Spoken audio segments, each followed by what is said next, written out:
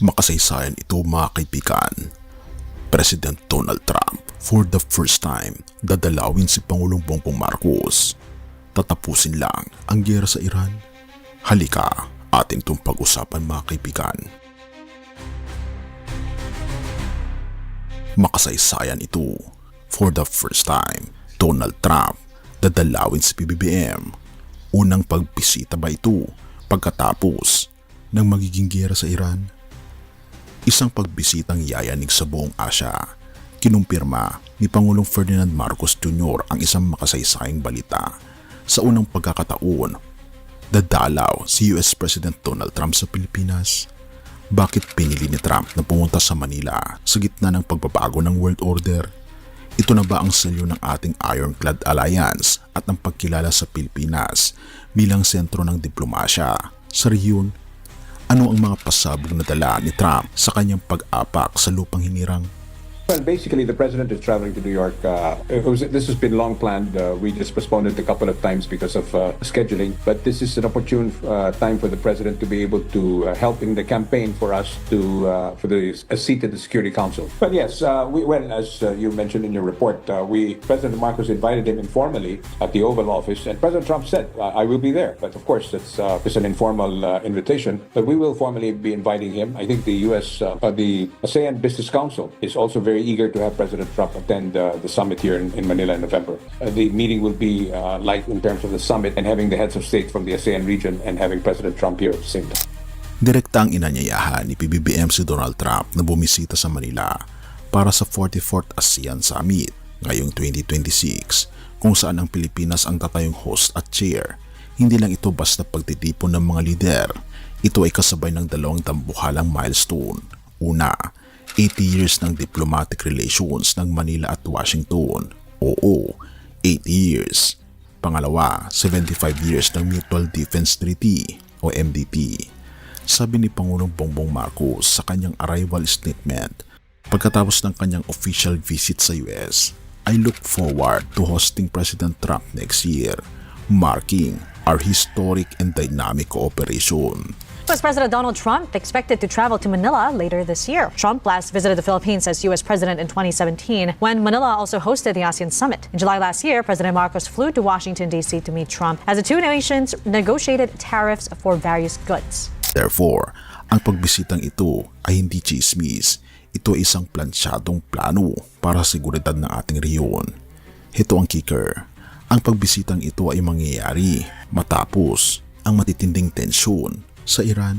Mainggit ba ang ibang bansa dahil habang ang mundo ay bumabangon pa lang sa epekto ng krisis sa Middle East, ang Pilipinas ang magiging entablado ng pag-uusap ni Trump at mga lider ng ASEAN. Kinilala ni Trump ang Pilipinas bilang oldest and only treaty ally sa rehiyon. Ang pagpunta niya rito ay simbolo na ang Manila ang key player ni Trump sa Asia. Therefore, ang ironclad commitment na binabanggit ni BBM ay literal na makikita ng buong mundo sa pag-shake hands ng dalawang lider sa ating sariling bansa. Ang MDT o Mutual Defense Treaty ng 1951 ang tinawag ni PBBM na cornerstone ng ating security policy. Sa pagbisita ni Trump, inaasahan ang mas malalim na kooperasyon sa ekonomiya at depensa. Hindi lang ito tungkol sa militar, tungkol din ito sa investments at pagpapatatag ng ating supply chain pagkatapos ng napakalaking global disruptions. Isang malaking tagumpay ito para sa diplomasya ni PBBM. Ang mapapunta rito ang pinakamakapangyarihang leader sa mundo. Purihin ang ating Panginoon Diyos. Kawikaan 22 verse 11. Ang umiibig sa kalinisan ng puso dahil sa biyaya ng kanyang mga labi ay magiging kaibigan niya ang hari. Ang sabi sa bersikulo, ang umiibig sa kalinisan ng puso sa buong kasaysayan, tanging ang ating Panginoon lamang ang nagtataglay ng perpektong kalinisan ng puso. Siya ang Lamb of God na walang tungis. Ang pag-ibig sa kalinisan ng puso ay pag-ibig sa ating Panginoon Hesus.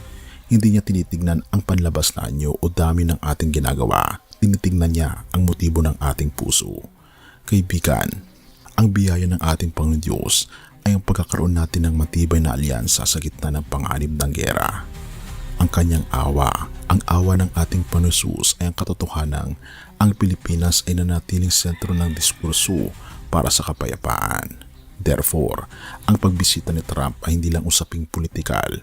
Ito ay pabor na ibinibigay sa isang bansang marunong magpahalaga sa ugnayan at kasaysayan.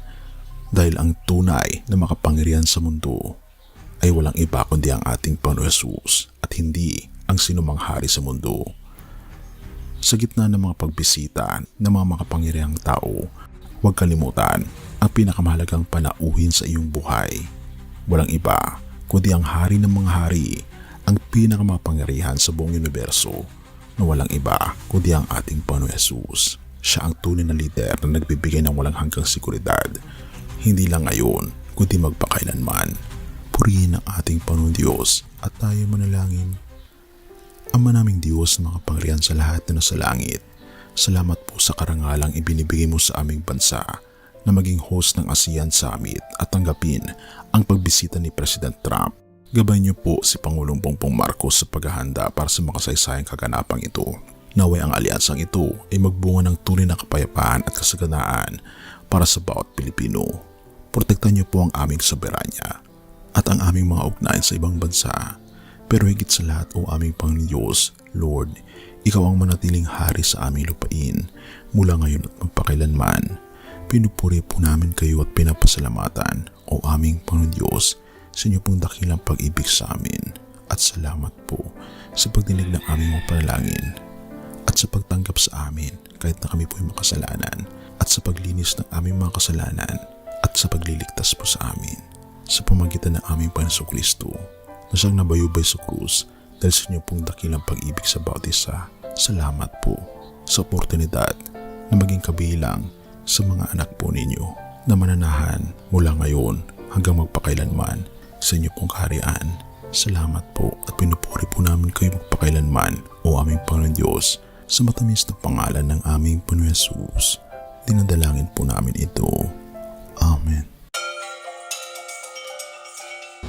Bago natin ipagpatuloy kaibigan, siya nga pala ang Great Controversy, na isa sa mga pinaka-kontrobersyal na libro dahil tumutukoy ito sa mga propesiya sa libro ng Daniel at Revelation na nagaganap na sa panahon natin ngayon, bago ang pagdating ng ating Panginoong Diyos ay pinamimigay na namin ng libre sa pamamagitan ng PDF.